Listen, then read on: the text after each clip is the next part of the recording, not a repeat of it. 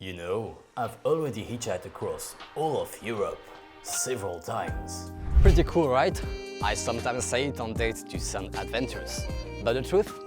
It's actually very easy and you too can do it if you just know the key rules. So, whether you want to impress your crush, win a hitchhiking competition, or simply go very quickly to your destination, be sure to listen to the following principles.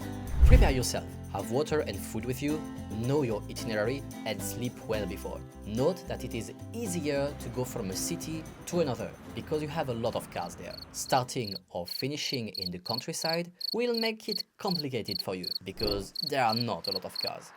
Being in the countryside might also slow you down for two reasons. You are forced to do passive hitchhiking and you might be far from the highway network. The quicker and earlier you get on the petrol station on the highway, the better. Because from here, anything can happen. I mean, luck is important, but you can have a lot of luck if you opt for a very active strategy. I explained how to do active hitchhiking in another video, but if I can add a new trick, here it is. While asking for a ride, don't hesitate to explain your whole project, especially if it's something funny like a competition or something emotional like being on time to make a surprise for your girlfriend's birthday. And be sure to never leave the highway, because this is where you can find people who do the longest distances. If you end up in the middle of a city or in the countryside, you will waste a lot of time getting back on the highway. So don't confuse speed with haste and check the itinerary with your driver before leaving for the wrong place. Is it possible with a partner?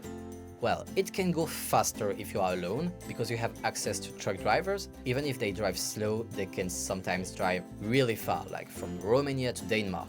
But it's still possible with partners. I can quote the case of Autostop 2023. We were in pairs and the winning team got to do 1,200 kilometers in one day.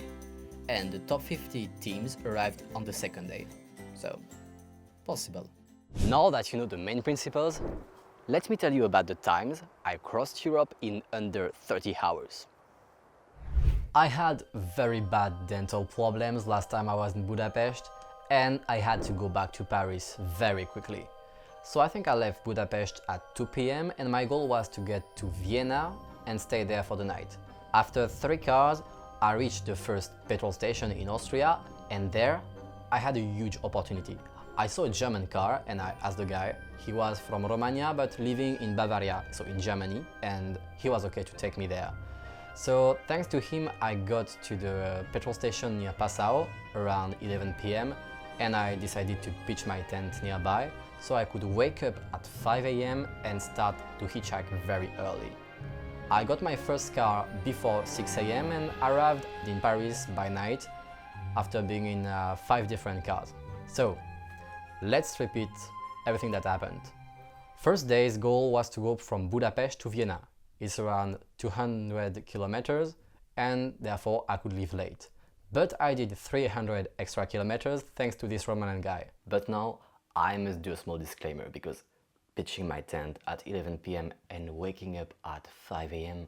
was extremely useful to do my trip quickly. But while editing this video, well, I discovered that it's illegal and you risk a big fine if you do it. So don't. Be sure to make your own researches if you want to go wild camping. In some countries it's allowed, in others it's not at all allowed. And you can also go to official campings, ask locals if you can pitch your tent in their garden, or simply go to a cheap hostel. Now you know. So let's go back to Passau. I still had 1,000 kilometers left to get to Paris. It's hard but possible, especially when you wake up early, hitchhike in Germany because people drive extremely fast here, and rely on a very active hitchhiking strategy. And I was really targeting the license plates that were from the next country. So if you have a lot of car at your petrol station, take time to target the good license plate, because maybe you won't have time to ask everyone. And for example, if you want to go to France, you see someone with a license plate from France or from the department you target in France, ask this guy first. And now let's see another example. I was just starting my Europe hitchhiking tour for this one, and this day My plan was simply to go from Nice in south of France to Padova in Italy. And it turned out to be a Nice-Timișoara trip because I simply had a good connection with my sixth driver and he offered that we drive together to Romagna. We drove and talked together the whole night, we drank a lot of coffees too, and we did more than 1,000 kilometers together in a very old van and arrived in Timișoara the next day in the late afternoon. So it was really fun, but definitely exhausting, and I needed several days to recover, but definitely worth it.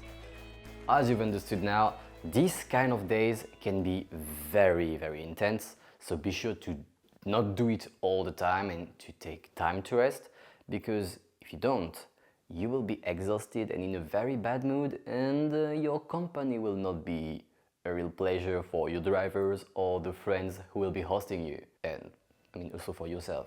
You want to enjoy this trip. So don't forget to take care of your health.